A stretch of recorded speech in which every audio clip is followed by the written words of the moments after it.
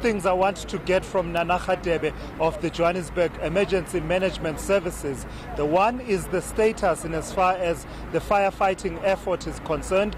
They have been sending teams inside the building using the scaffolding that you see behind me there that was brought by the emergency services from Ekurhuleni. But a more important and I think critical question, given the context in which we have lost 3 firefighters yesterday, is the status of a firefighter that was taken by stretcher from outside, from inside the building and stretchered to a waiting ambulance. I want to find out from Nana Radebe what the situation is. Nana, thank you so much for joining me. So tell me about this firefighter that was stretchered out of the building about 40 or so minutes ago and taken to an ambulance.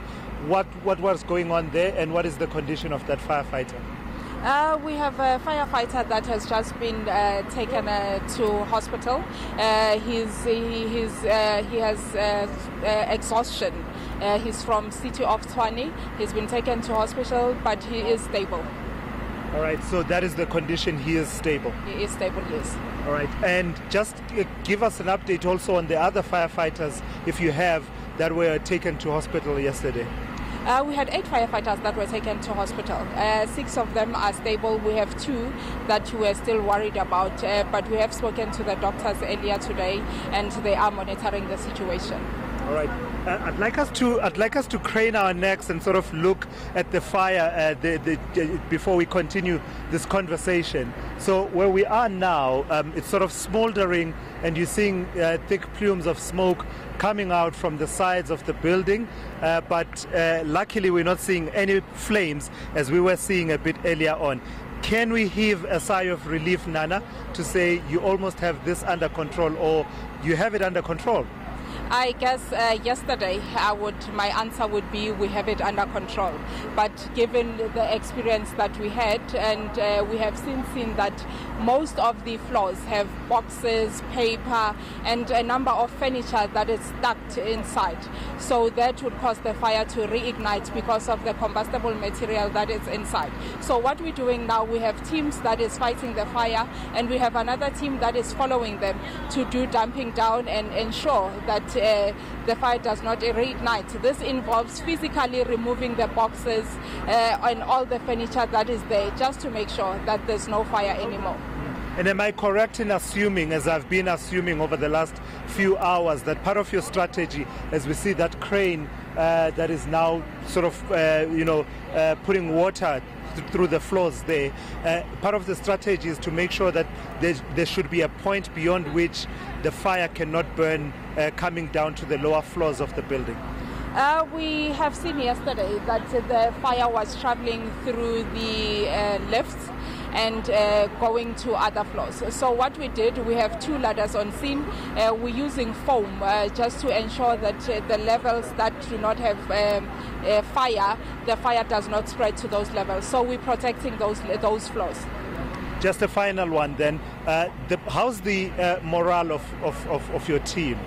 Because, I imagine that it must be very difficult, including for yourself, because you did lose colleagues yesterday, and safety of your team members also continues to be a concern for them as well. How is the morale? How is everyone feeling?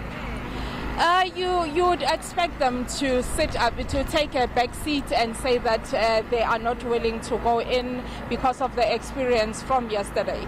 But what we have seen is that we have colleagues that are off duty, that are here, that are saying we are here to assist and would want to work and make sure that this fire does not reignite again. So they are up there making sure that it does not reignite. And we've also received tremendous support from other municipalities, City of Tshwane, Ekurhuleni, and the OR Tambo International Airport. These gusts of wind that just happened in the last minute or so are not helping you much, Nana, are they?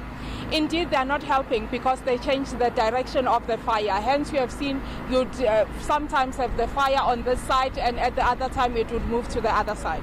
All right, Nana, thank you so much for that update. That's Nana Radebe, who speaks on behalf of the Johannesburg Emergency Management Services. And in fact, while I was talking to Nana, Jeremy, I did see a person from the South African National Defence Forces walking into this emergency incident command unit, which is where much of the operational aspects of this operation are being managed from. You'll remember the significance of that is that the Premier, David Makhura, telling me a short while ago that he has actually asked the Minister of Defence to ensure that the SANDF also gets involved in trying to make sure, to almost doubly make sure, if not triply make sure that this fire is contained, because we've been here before where, from the look of things, it looked like it was under control, yet overnight it flared up, with the result that it spread to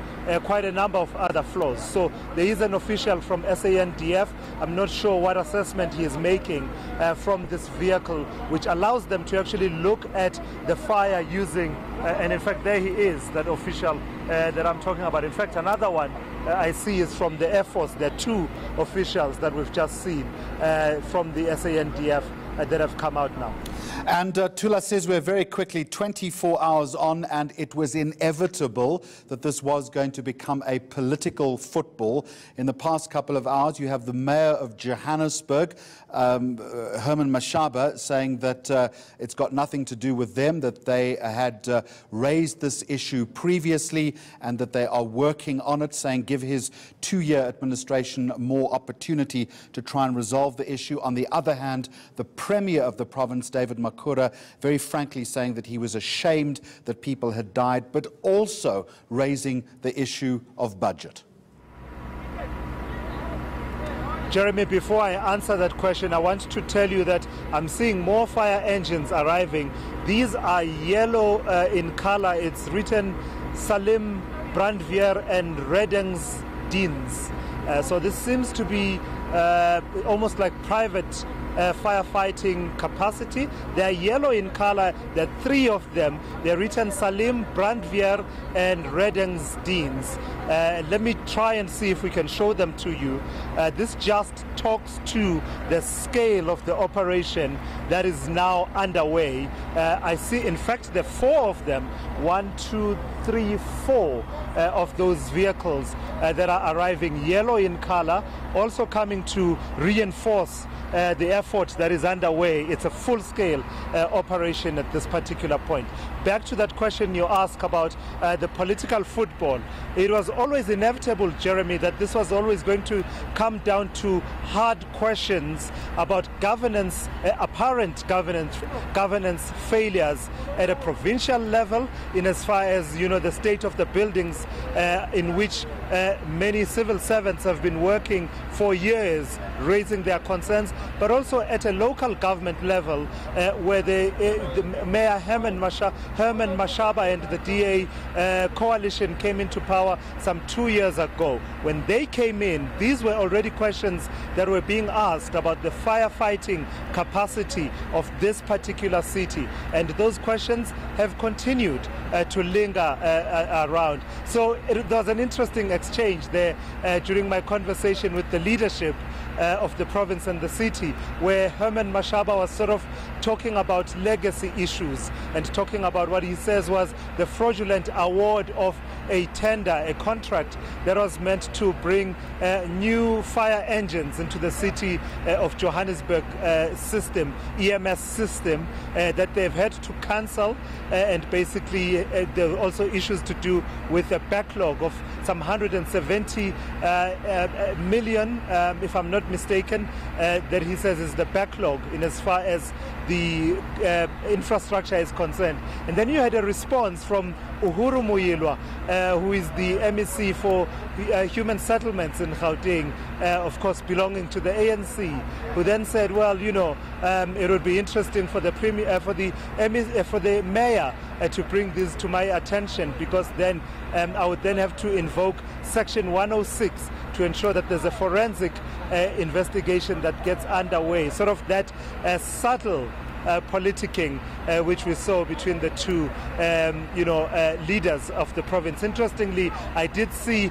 Jack Bloom of the DA in Gauteng. He's a fierce critic of the ANC leadership and the government in the province. He was also seen some hours ago somewhere around the scene. You can only imagine what he will be saying about what issues he has raised over the years about these buildings, but also perhaps he might have a few questions to answer himself about what his government in the form of the DA has been doing in as far as emergency management services is concerned in this city.